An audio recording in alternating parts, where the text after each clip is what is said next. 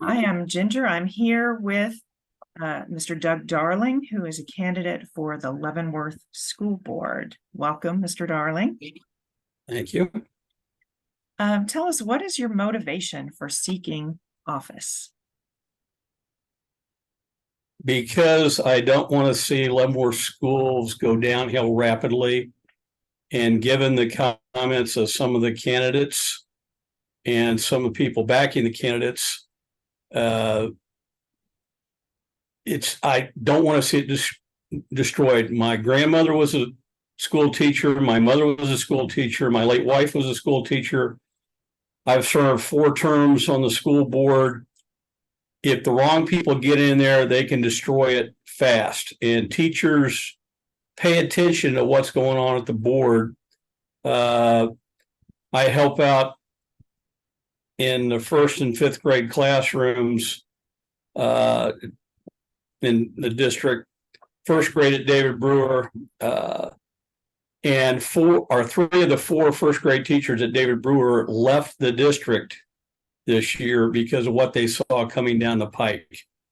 And that was kind of one of the determining things for me to throw my hat back in the ring, especially coupled with some of the other candidates' comments about, stuff that is not really going on in lower schools.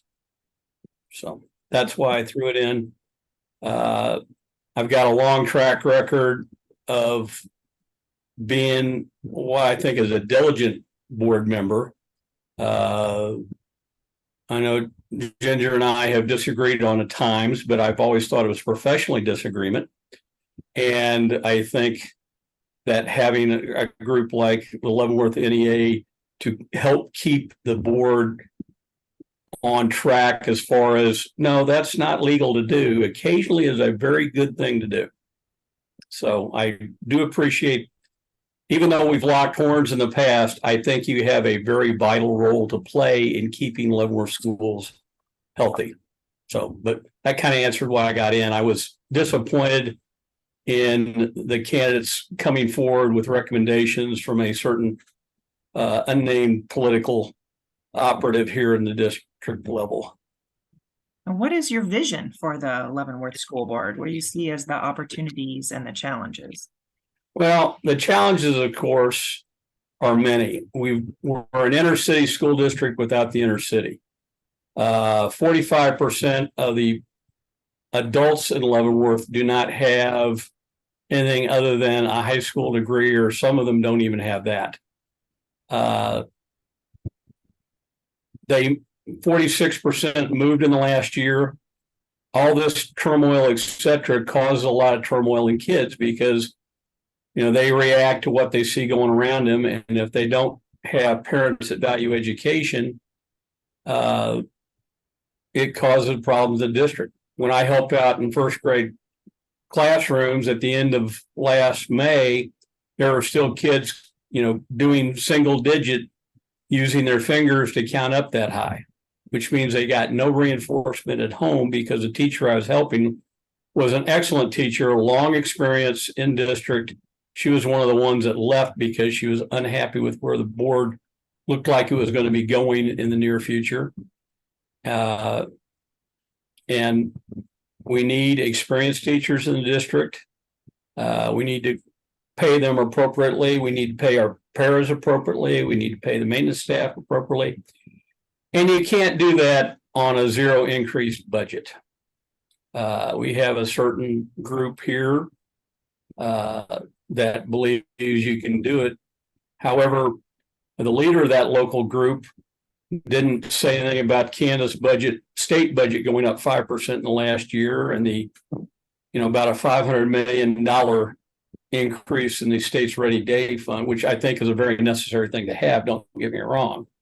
But then they poke fun at the budgeting processes here in the district, which reflect the laws that the state legislature produced. So that's a challenge, keeping good teachers, motivating people to come here, teach, and support our kids. And we've got some great kids. All 3 of my sons went through Leavenworth schools. They are all very successful in their careers that they chose. They're totally different. Not one of them the same. You, having taught some of them, you understand exactly how different they are in personality.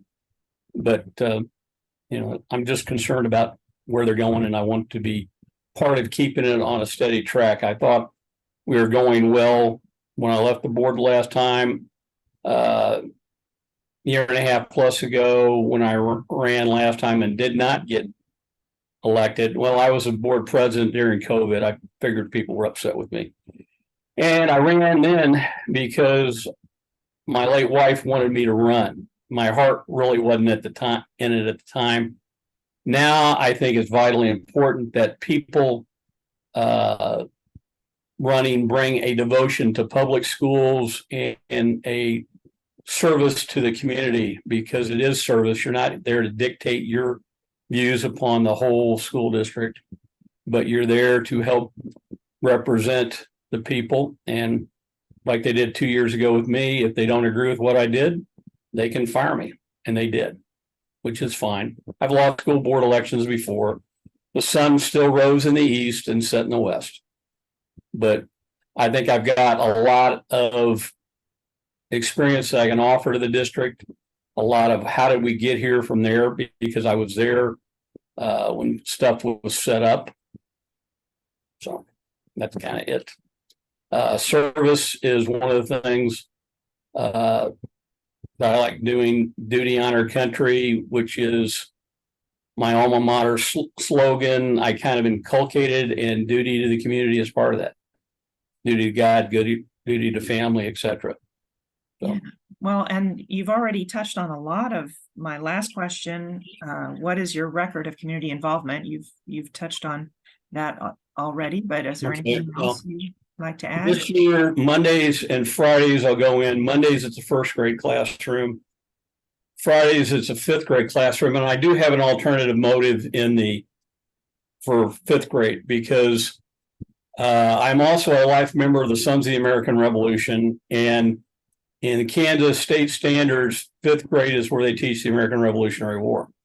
So I go in there to support the fifth grade teachers in that curriculum with the written permission of the superintendent of schools in accordance with USD 453 policy. And after notifying the local Leavenworth Police Department, I bring in my flintlocks to have them show, and I dress up like a militia soldier